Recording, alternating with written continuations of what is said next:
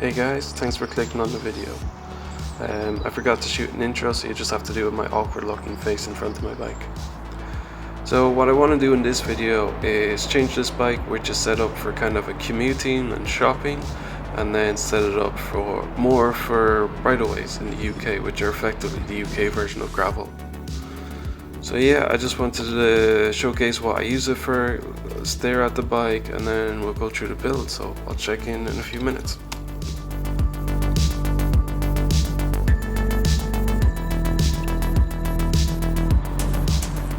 So I don't want to talk for too long, so I'll just leave a few clips of the bike and the close-ups, and you can read the details for yourself.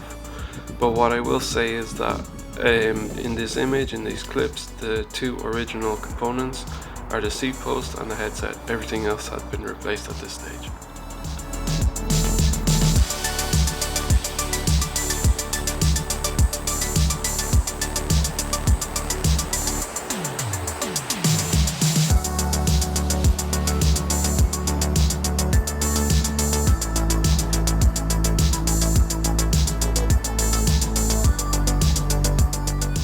So that's cable tie stitching the mudguard together after it dropped one time and it smashed in half, and then also I used tape to help stick it together, so that's what all that is.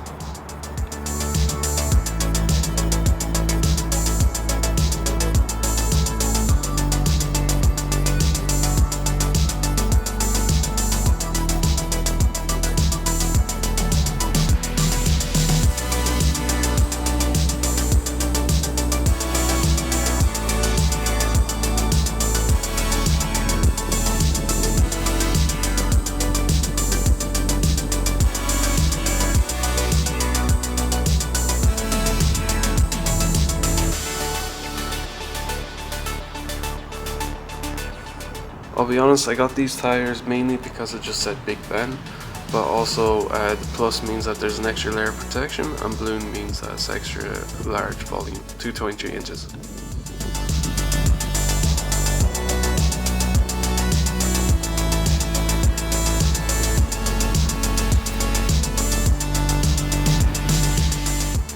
So now that we've finished staring at the bike, we can just quickly get back on and finish the shopping, which the bike was built up for.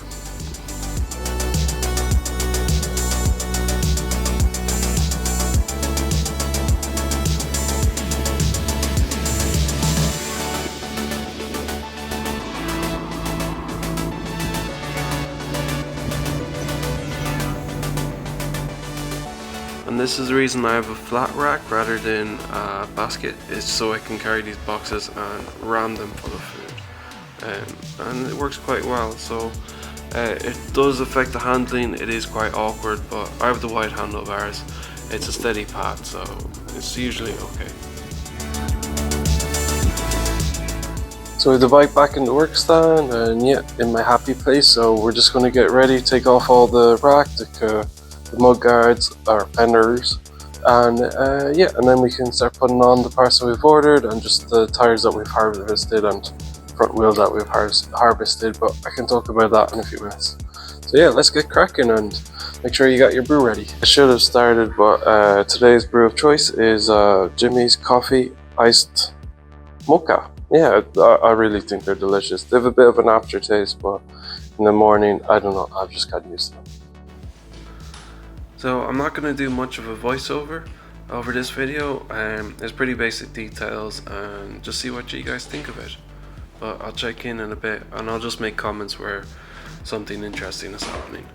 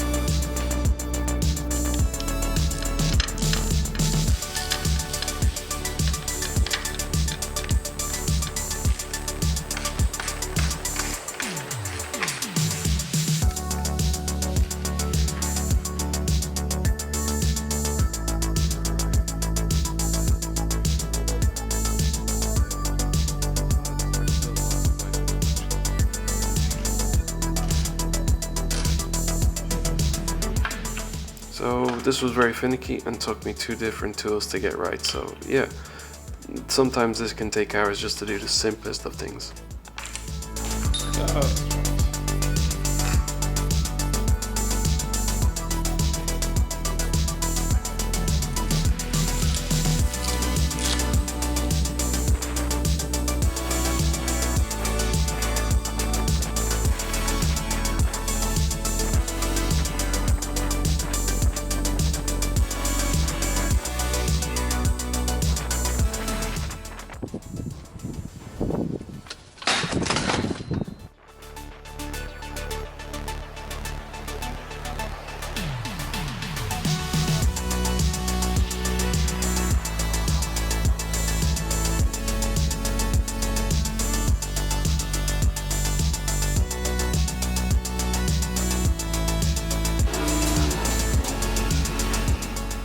Here I was trying the YouTube trick of smashing the tire onto the rim, but I just couldn't get the hang of it. I tried it a few times now, so let me know if you know how it works.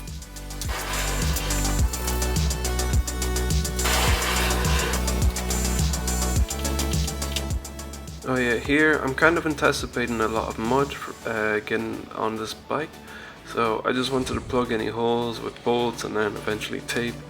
Usually I think bolts do a pretty good job, but just use the tape as extra security and hopefully prevent some rusting.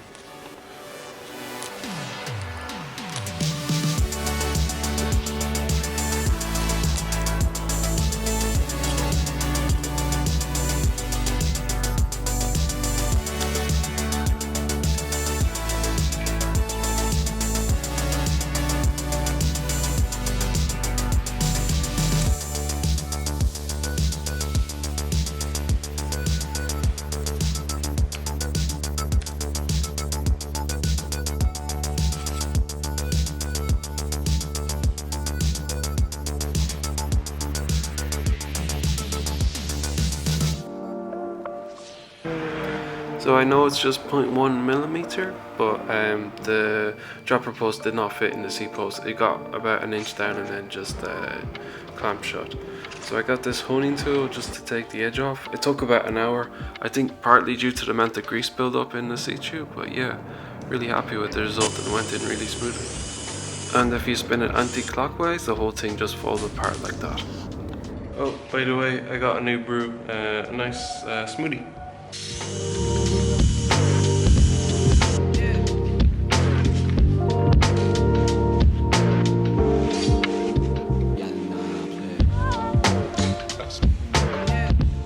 So off camera, I just turned the frame upside down and shook out any of the debris in the seat tube.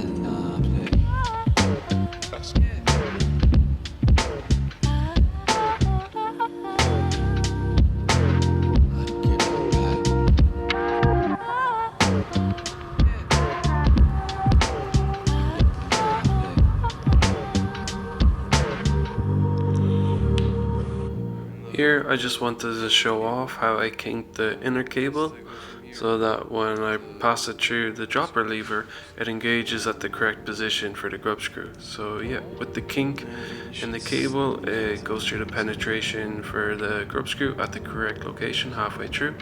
So not before dropping the grub screw, I could just place it in, orientate the hole to meet the inner cable, and then when I rotate the lever, activate the lever, the cable goes straight through.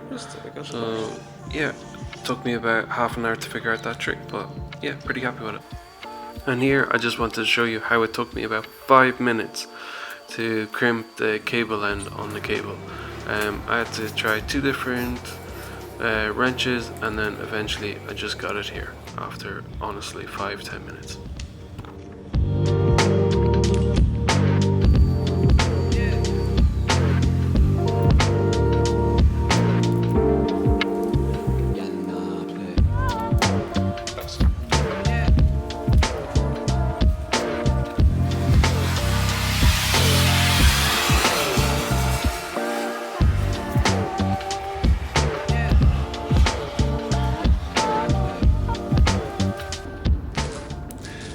here I'm running the dropper post cable within the straps of the frame bag, so yeah, this hopefully will mean I don't need to add any cable ties, which in my experience tends to scratch up both the paint and my legs.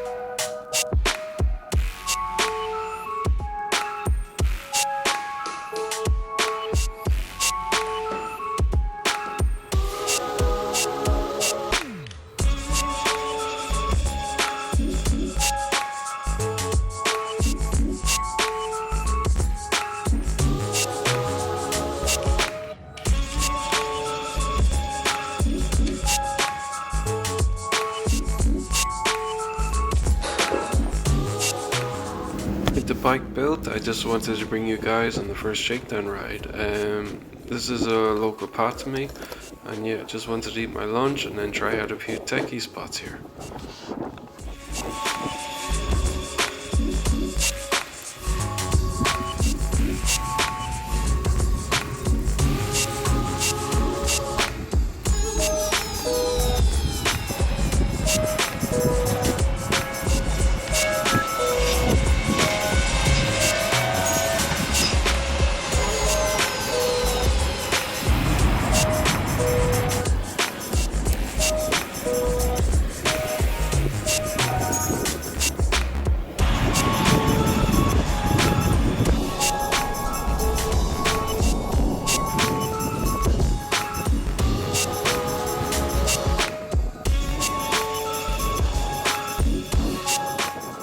So yeah, with the ride over, I just wanted to stare at it one more time. I'm really happy with how the frame bag looks. It fits the triangle perfectly, and really happy and excited to actually use it. It means I don't need a backpack on any of the rides.